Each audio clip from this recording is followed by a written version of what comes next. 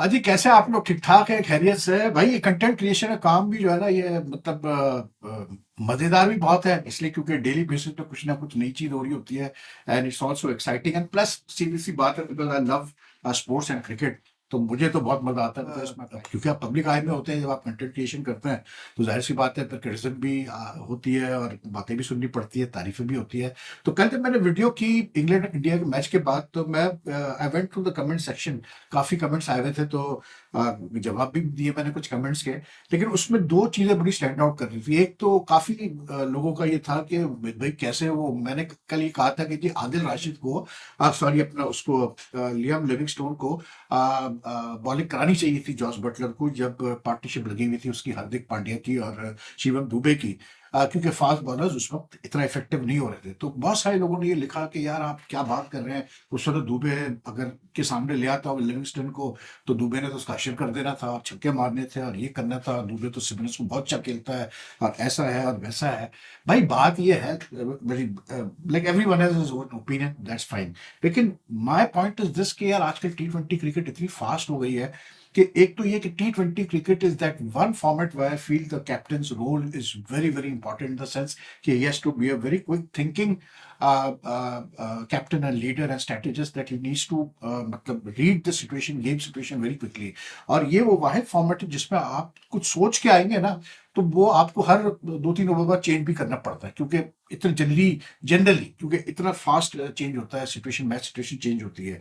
तो मैंने जो बात की थी कि लियाम लिविंगस्टोन को क्यों नहीं बॉलिंग कराई, या इवन फॉर दैट मैटर उसको बीतल क्यों नहीं कराई, उसकी वजह ये थी कि उस वक्त सिचुएशन ऐसी थी कि फास्ट बॉलर्स इम्पैक्ट नहीं कर रहे थे।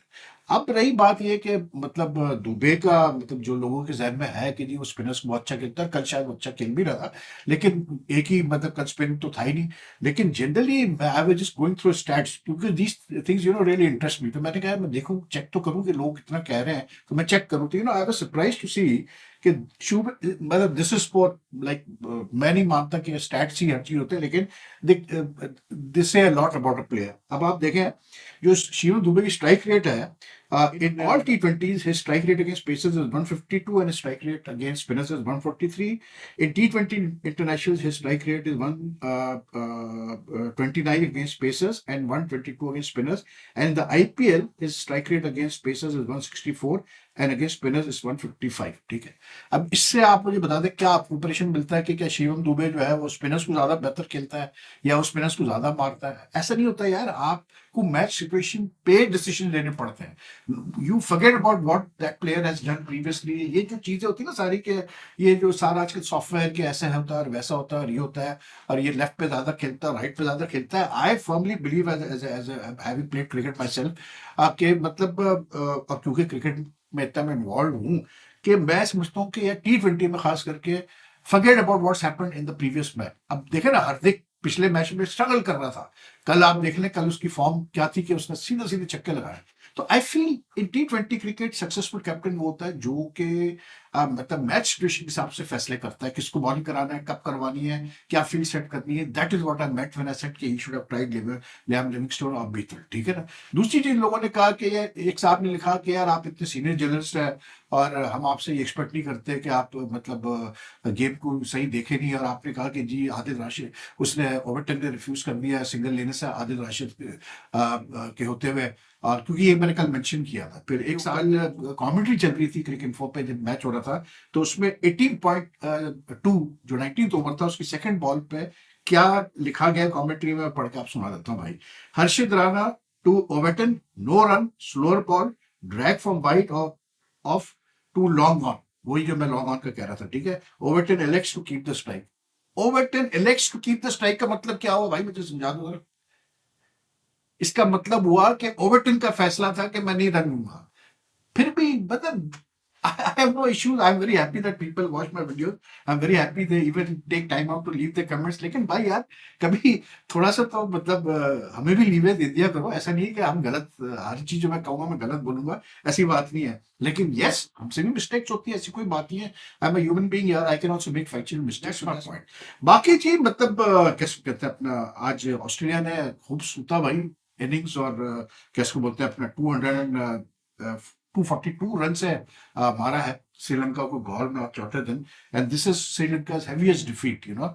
और मतलब इन श्रीलंका एंड वैसे भी टेस्ट क्रिकेट में की हैवीएस्ट डिफीट है।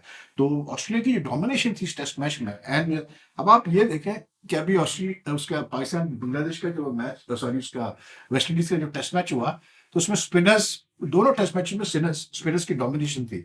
पर यहाँ पर आप देखें तो यहाँ भी इस मैच में भी स्पिनर्स की डोमिनेशन रही, at least from Australia side, because total of like 17 wickets were taken by the spinner. उसने कैसे बोलते हैं, जो लेफ्ट आर्म का स्पिनर है ऑस्ट्रेलिया का, कैसे मैथ्यू कोएमान, उसने जो है पहली इनिंग्स में 5 विकेट ली, और फिर सेकंड इनिंग्स में उसने कैसे बोलते हैं अपना, I think he took 4 wicket. Yes, Nathan land ने 3 और 4 7 विकेट ली, और टॉड मर्फी ने भी जो है 1 विकेट ली सेकंड इनिंग्स में। Sri Lanka all out first innings 165 and then 247। हालांकि बीच में बारिश वगैरह भी हुई, तो since Australia had put up such a big total of 650 plus and then declared, तो उसके बाद तो फिर श्रीलंका अंडर प्रेशर ही रहा। लेकिन what this match, what it shows to me is that you know those days are gone now. वो जमाना चला गया। आप कहते थे कि यार सब कॉन्टिनेंटल टीम्स या जो साउथ एशियन टीम्स है, जैसे पाकिस्तान, इंडिया, बांग्लादेश, श्रीलंका, इनको बहुत बड़ा एज है। मतलब जब इधर टीम में खेलना आती है कि ये बहुत मतलब स्पिन को अच्छा खेलते हैं बैट्समैन, और स्पिन बॉलर्स भी हमारे बेहतर क्वालिटी के। But I think particularly Australia की मैं अगर बात करूं, Australia have always appear to do well, मतलब on even in spin challenge conditions in the subcontinent और इन श्रीलंका और बांग्लादेश। बड़ा फर्क पड़ा। वो जमाना चला गया कि यार अननोन टेरिटरी में आ रहे होते थे विजिटिंग टीम, को पता नहीं होता था क्या हो रहा है। लेकिन अब ऐसा नहीं है। अभी न्यूजीलैंड का 3-0 जीतना इंडिया में, फिर अभी ये वेस्ट इंडीज का टेस्ट मैच जीतना मुल्तान में, और pure spin track made in favour of Pakistani bowlers. अब ये जो है 242 रन से शिकस्त पड़ी है जो श्रीलंका को, इट जस्ट इंडिकेट्स कि अब ये जो स्पिन वाला जो एक वो है ना, मतलब डिबेट कि स्पिन विकेट बनाओ तो आपको एडवांटेज मिलता है, I don't think so. Advantage कोई, इट्स नॉट ए गारंटी कि आप जीतेंगे, क्योंकि अब जो विजिटिंग टीम्स है they perfectly capable of winning even on spin pitches, and their spin is also not bad. अब ये जो कोएमान है, इसको ये सिर्फ लाते हैं इन टूर्स के ऊपर, पाकिस्तान, इंडिया, श्रीलंका वगैरह लेके आते हैं, वरना ये वैसे रेगुलर मेंबर नहीं है। नितिन लायन तो फिर भी रेगुलर खेलता है। टॉड मर्फी आया था पाकिस्तान, इंडिया भी गया था गालिबन। But I think times have change now, and the reason for that is T20 cricket इतनी हो रही है कि थोड़ा सा आउटलुक चेंज हो गया है, बैट्समैनों का खेलने का तरीका चेंज हो गया है। T20 क्रिकेट की वजह से खास करके, मतलब जो सेना कंट्रीज के बैट्समैन है ना, they are willing to play more what you call it, more inventive strokes against spinners, जो कि प्रीवियसली ऐसे नहीं होता था। इससे फर्क पड़ा है। दूसरा, फिर उनके स्पिनर्स को क्योंकि एक्सपोजर मिल रहा है मतलब लीग्स वगैरह में, तो उनको थोड़ा सा आइडिया हो चुका है कि इन पिचेस पे कैसे बॉलिंग करनी है। तो that has made a world of difference कि why now we are seeing visiting teams coming winning in India also, and what you call it, don't forget India जो मतलब न्यूजीलैंड से हारने से पहले जो एक टेस्ट सीरीज हारा था, कोई तकरीबन 12-13 साल पहले, वो भी इंग्लैंड के खिलाफ हारा था अगेंस्ट देयर स्पिनर्स। अच्छा जी, थोड़ी सी बात आ जाए जरा ये पाकिस्तान स्क्वाड जो अनाउंस हुई है कल चैंपियंस ट्रॉफी के लिए और ट्राई सीरीज के लिए, ठीक है जी। आ, मुझे ये बताया गया कि जी ऐसा है कि जब सायम अयूब इंजर्ड हुआ था साउथ अफ्रीका में during the first day of the second test, तो इनको विद इन 48 आवर्स ये चीज़ पता चल गया था कि जी सायम अयूब फिट नहीं होगा चैंपियंस ट्रॉफी के लिए, क्योंकि उसको इनिशियली ही 2 महीने का बता दिया था डॉक्टर ने कि भाई 2 महीने इसको कम से कम लगेंगे to be get back to his मतलब बेस्ट, ठीक है ना।